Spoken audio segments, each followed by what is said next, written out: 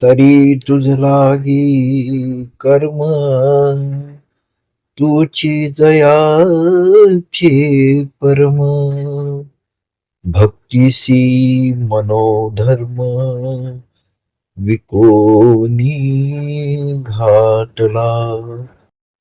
इत्यादी सर्वोपरी, जे भक्त तू ते श्रीहरी. बांधोनिया जिवारी, उपासिती. आणि जे प्राणवा पैलकडे, वैखर्येसी जे कानडे.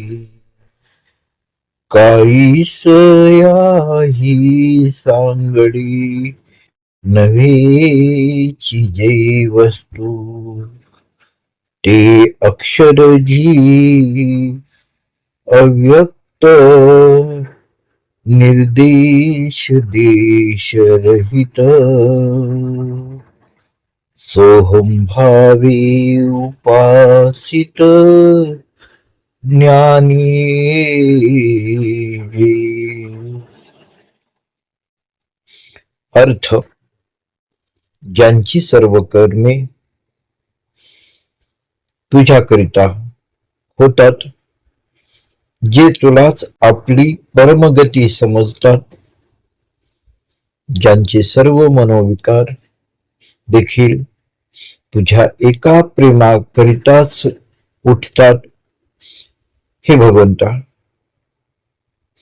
याप्रमाणे तुझ्या ठिकाणी सर्व भाव समर्पण करून व तुला अंतःकरणात साठवून जे भक्त तुझ्या एकदेशीय साकार स्वरूपाची उपासना करतात आणि जे ज्ञानी पुरुष प्रणवाच्या पलीकडे असलेल्या शब्दांचा विषय न होणाऱ्या किंवा जे कशासारखे आहे असे दाखविता न येणाऱ्या अविनाशी इंद्रियातीत संपूर्ण दोषरहित म्हणजे शुद्ध व देशांनी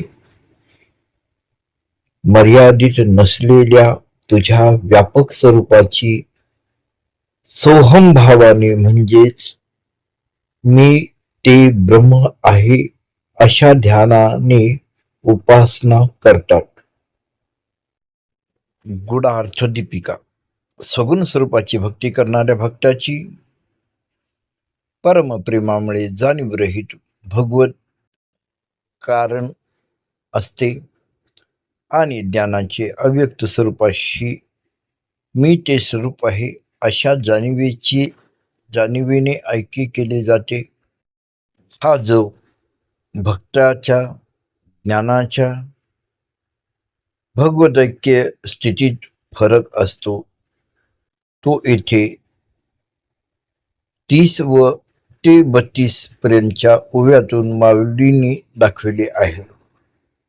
तया आणि जी भक्ता एर एरा माझी अनंता कवने योगू तत्वता जाणीतला सांगा. या किरीटीची बोला तो जगदबंधू संतोषला म्हणे हो प्रश्नो भला जानसी करू. असे हे ज्ञानी आणि भक्त या दोहोंमध्ये हे अनंता खरे ऐक्याचे स्वरूप कोण जाणतो हे मला सांग. असे अर्जुनाचे भाषण ऐकून तो जगदबंधू परमात्मा श्रीकृष्ण अत्यंत संतुष्ट झाला व म्हणाला, अर्जुना,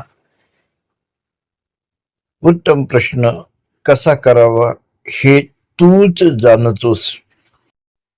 श्री भगवानुवाच मय्याविष्य मनो इमा नित्ययुक्ता वासति श्रद्धया परयो भीतास्ति मे युक्ततमा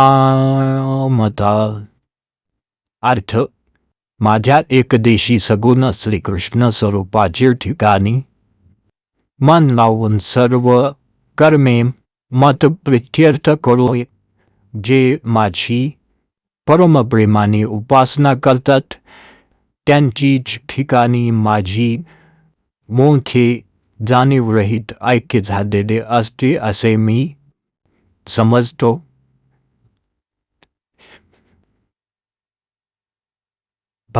भगवंतांनी व श्री ज्ञानेश्वर माऊलींनी श्रद्धा या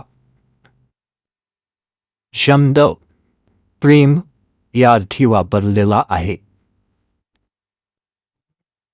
तरी असतो ग्रीजिया उपकंठी रिगालिया रविबिंबा पाठी रश्मी जैसी कीर्ती संचरजी.